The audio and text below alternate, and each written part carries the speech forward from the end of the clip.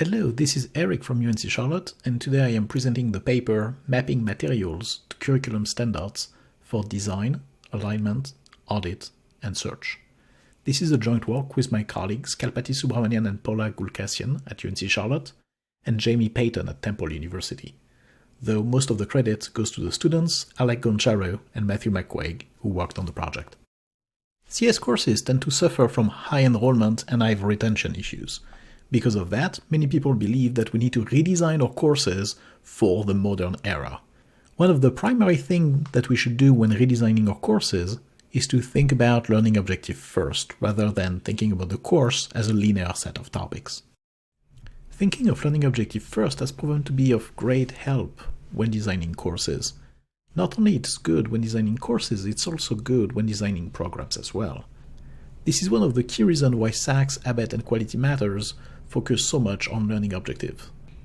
These accreditations like learning objectives because they want to enforce alignment within the course or program structure. You want your program to have objectives that align with the objective of individual courses. When you design your course, you want the course objective to align with the objectives of the different modules that are inside. Inside of a module, you do want the objective of the module to align with the content of your course. This enables to have a design that is centered on the student and their success. While alignment is a property that everybody wants, it opens a lot of questions when designing a course. How much should I cover? What are my colleagues doing when they teach this course? What should I expect from incoming students? What should my students know for follow-on courses? This question begs a larger question. What should we be covering in our program and in our courses? At the moment, the CS Curriculum Guidelines produced by ACM and IEEE is the best resource that lists what should and could be covered in our CS undergraduate programs. An additional benefit of these guidelines is that they provide a lingua franca common to all CS educators. These guidelines highlight that more and more topics need to be covered in a CS curriculum. 3 fields have recently been added to the core of the ACM IEEE CS curriculum recommendations: computer security, ethics in computing, and parallel and distributed computing.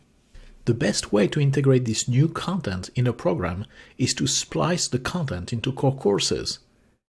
Identifying the key topics from these new additions that should be added in a course is not something that a single instructor can easily do. There are too many topics and approaches in integrating, for instance, parallel and distributed computing in a CS1 course. The instructor would probably need to be both an expert at educating students in CS1 and an expert in parallel and distributed computing. How many programs have access to this kind of experts? What instructors need is a way to easily check the coverage of a course. They need to be able to study the alignment of content and assessment inside of a course. Instructors want to be able to compare their section to other sections, and they also want to find new materials when they are designing a course. Program designers and administrators want to be able to relate a course with their prerequisite course and the follow-on courses. They want to easily be able to perform audit of coverage of learning outcomes to be able to identify where learning outcomes are achieved. Experts in CS education probably want to identify materials that would need to be built. They want to be able to share these materials with instructors that needs them, and they want to understand how computer science is being taught across the country and the world. We built the web application CS Materials as a solution to all these problems. The system is publicly available and enables you to perform 3 types of tasks. First, the system enables you to enter your class in the system and to classify its topic and learning outcomes against curriculum guidelines. Then, it enables you to analyze your class or multiple classes for coverage and alignment. Finally, CS Materials enable you to search for documents that matches your specification or that could be used as a replacement for existing materials. CS Materials enable you to easily enter new materials in the system. The system lets you enter a few metadata about your material, such as title, description, URL, or appropriate language. You can also upload the material directly in the system for other people to download later. Each material can be classified against the ACM IEEE CS 2013 curriculum guidelines, and you can select from the body of knowledge the appropriate topics and learning outcome that your material covers. The materials that form a course can be grouped into a collection to be used as a whole. The authors of this paper have entered some of their courses into CS materials.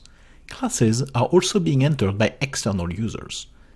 Entering a course in the system can take from 1 to 2 days of work for a course with about 10 slide decks and 6 assignments. After entering a class in CS materials, one can use the system to analyze the content of their courses. For instance, the mapping of a data structure course to the curriculum guidelines can be displayed. This radial view displays the part of the ACM-IEEE curriculum guidelines that are relevant to the data structure course of my colleague Dr. Subramanian. The orange nodes of the tree are topics or learning outcomes that are covered by the course. The larger the node, the more coverage it has. For instance, the iterative and recursive traversal of data structures has been covered by many materials. The gray nodes are topics and learning outcomes that are not covered. Not surprisingly for a data structures course, most of the materials map to the knowledge areas, algorithm and complexity, and software development fundamentals. Other knowledge areas receive some limited coverage by the course, while others are left completely untouched. The system does not tell instructors what they should or should not cover, but it enables them to think more deeply about what is and what isn't covered, empowering them to make decisions about their courses. CS Materials also enables you to analyze the alignment between collections of materials. It is useful to align the assessment of a module with the lectures and activities of that module. The tool can be used to analyze the alignment between a sequence of 2 courses or between 2 sections of the same course. We study now the alignment of the data structures courses of Dr. Saule and Dr. Subramanian. This radial view presents only the entries of the ACM-IEEE curriculum guidelines that appear in either of the 2 courses. Nodes that are purple are the topics and learning outcomes only covered in Dr. Saule's section of data structures. Nodes that are orange are only covered in Dr. Subramanian's section. Topics and outcomes that receive the same coverage in the 2 sections are colored white, and the remaining nodes are interpolated between these colors to represent the intermediate cases. Most of the heavily covered topics and outcomes are similarly covered between both sections, showing that both sections are reasonably well aligned. There are some misalignment between the 2 sections. For instance, Dr. Saule's section uses spatial trees like quadtrees as an application of trees, and text analysis to motivate the usage of dictionaries. Meanwhile, Dr. Subramanian's section spends time on proof techniques for complexity analysis and uses graphical visualization tools to bolster learning. Whether these 2 sections are sufficiently aligned or whether more effort should be spent on aligning these 2 courses is for the faculties and the degree program to decide. CS Materials only presents the degree to which these courses are aligned and enables the user to map where the 2 courses align and do not align. CS Materials can also be used to search for materials in the system that match particular topics and learning outcomes. Here, we are specifying that we are looking for materials on hash tables by picking the 2 entries in algorithms and complexity, fundamental data structures.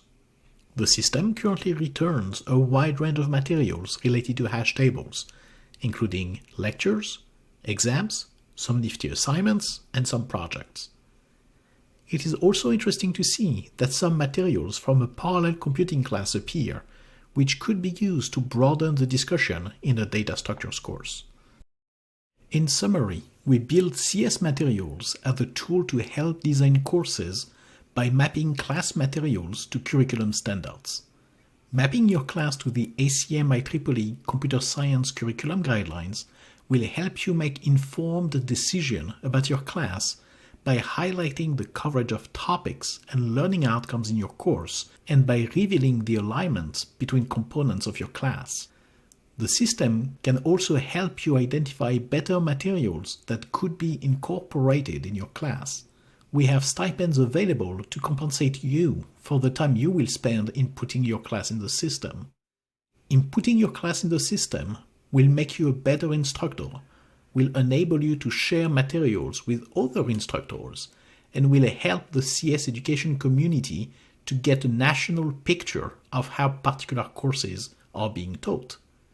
We are looking forward to seeing you map your courses in CS materials, and we are available by email to answer any question.